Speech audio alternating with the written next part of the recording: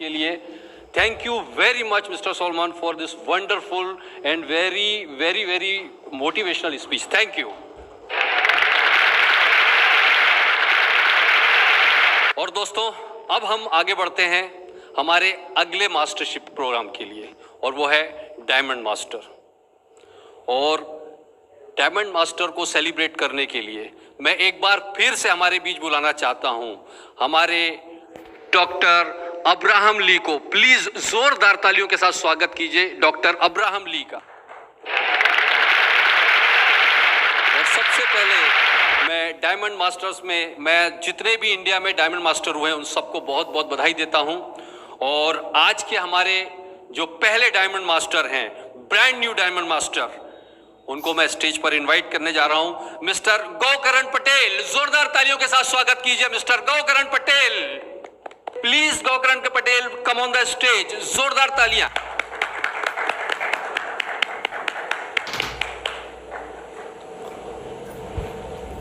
और मैं doctor Abraham से रिक्वेस्ट करना चाहूंगा कि वो डायमंड मास्टर का सर्टिफिकेट प्रदान करके सम्मानित करें।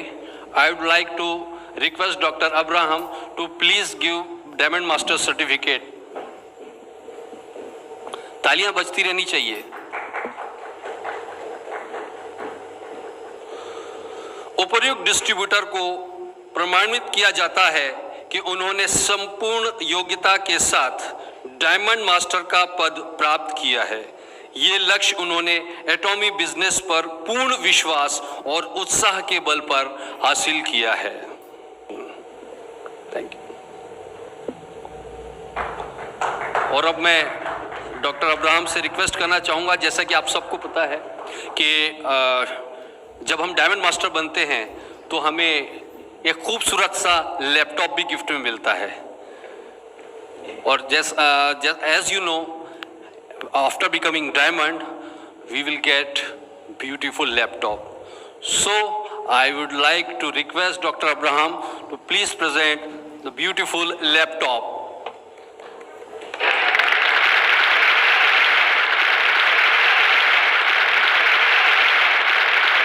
Dr. Abraham से एक बार फिर से निवेदन है कि प्लीज बुके देकर हमारे ब्रांड न्यू डायमंड मास्टर का वेलकम करेंगे।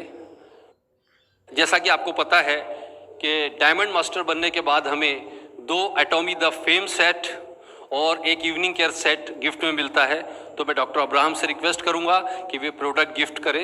As you know, after becoming diamond master we will get 2 Atomy the fame set and 1 evening care set.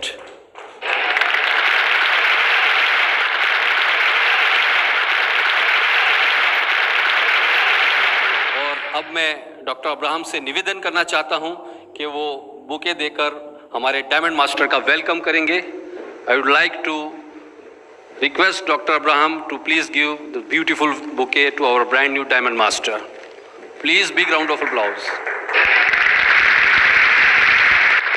और ये वक्त है दूसरे डायमंड मास्टर को बुलाने जा रहा हूं, तो तैयार रहिए दोस्तों। आज के हमारे जो दूसरे डायमंड मास्टर हैं, जोरदार तालियों से उनका स्वागत कीजिए mister Mohit Pandey. Big round of applause. Thank you.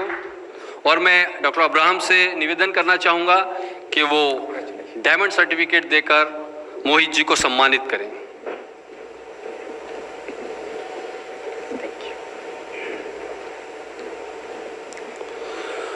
उपर्युक्त डिस्ट्रीब्यूटर को प्रमाणित किया जाता है कि उन्होंने पूर्ण योग्यता के साथ डायमंड मास्टर का पद प्राप्त किया है। यह लक्ष्य उन्होंने एटॉमी बिजनेस पर पूर्ण विश्वास और उत्साह के बल पर हासिल किया है। This is to certified that the above distributor is qualified for and entitled as Diamond Master, and achievement made possible by conducting the Atomy business with faith and passion.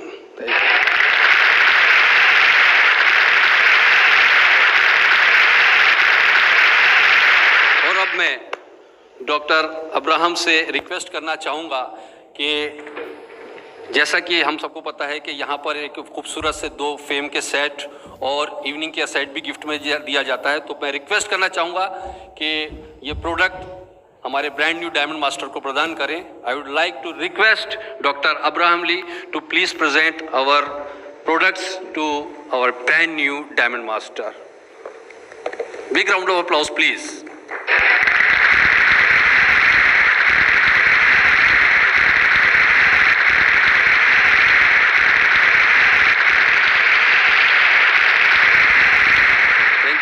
ये वक्त है तो दोस्तों मैं फिर से रिक्वेस्ट करना चाहूँगा डॉक्टर अब्राहम से कि डायमंड मास्टर का जो खूबसूरत लैपटॉप है वो उन्हें गिफ्ट करें। I would like to request doctor Abraham to please present this beautiful laptop to our brand new diamond master. Big round of applause please. Congratulations, बहुत बहुत बधाई आप दोनों डायमंड मास्टर्स को। और now this is the time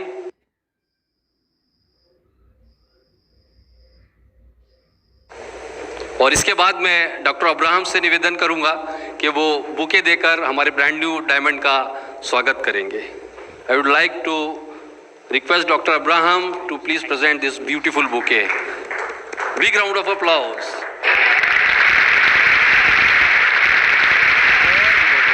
इस situation में हमारे यहाँ पे 2 डायमंड मास्टर नहीं है और एक भी डायमंड मास्टर है जो आप पहले से इनको देख रहे हो, आज बहुत पहले से इस प्रोग्राम में आप देख रहे हो, तो उनको भी मैं बुलाना चाहूंगा।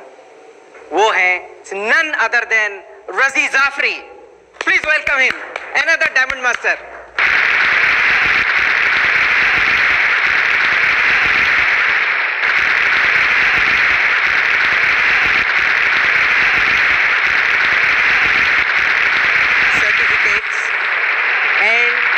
Subjects are the same as previously told.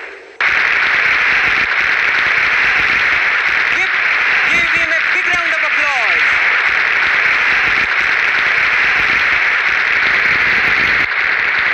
Not only this one, laptop and as well as the products. Certificate nahi, laptop and the products. Give him a big round of applause.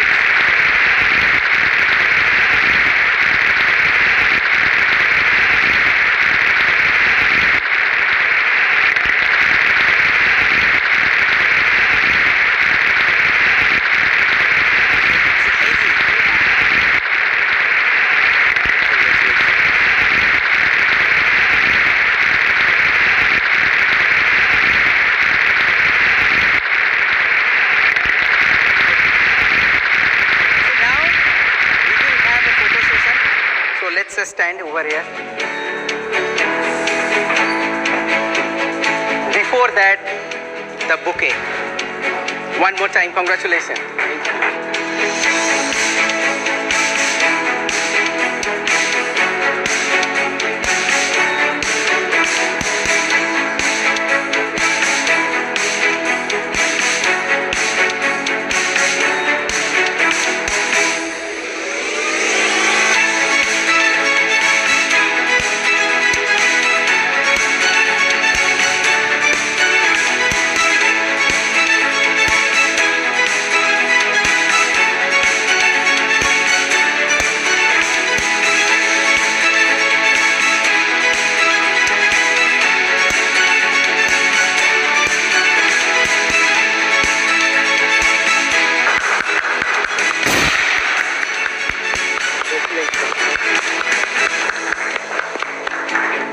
Now, Mr. Razi, can you please take care of the as a MC as before? Thank you.